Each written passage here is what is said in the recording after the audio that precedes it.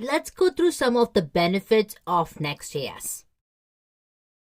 Now, here is a diagram of a few reasons that I think makes Next.js really popular. Now, there are many more that aren't listed here, but let's go through these ones one by one.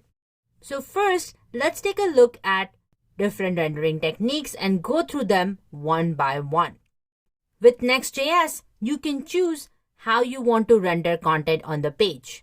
In React, like I mentioned before, you will always render content on the client side using client-side rendering, and nothing happens on the server. But in Next.js, you can choose to render your content on the server and decide based on the different techniques listed here. So let's go through some of these techniques. The first one is static site generation, second, server-side rendering, and third, incremental site regeneration.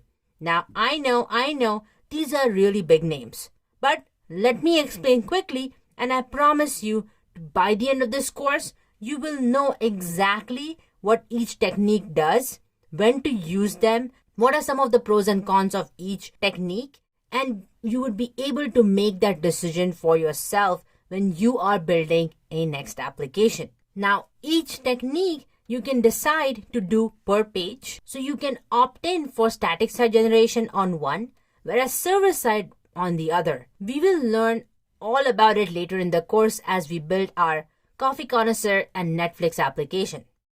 Now, first, let's take a look at static site generation. Now, if you have a lot of marketing content, blog posts, then you would want to use static site generation.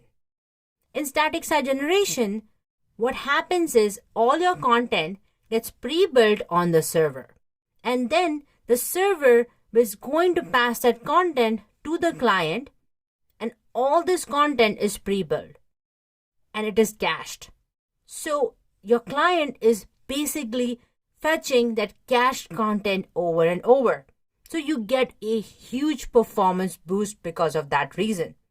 A good example is a list of products or a list of blog posts. And our application, Coffee Connoisseur, that we will be building also uses static site generation there as well for rendering a list of static coffee stores. The second is server-side rendering. Now, we can generate the site on the server if you want fresh data on page refresh.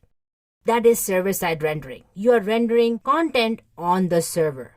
But each time as you refresh the page, you are rendering that content and refetching that data again.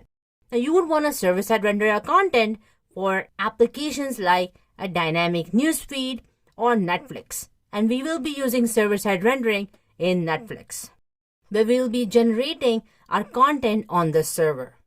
And lastly, my favorite one is incremental site regeneration. This is the best of both worlds.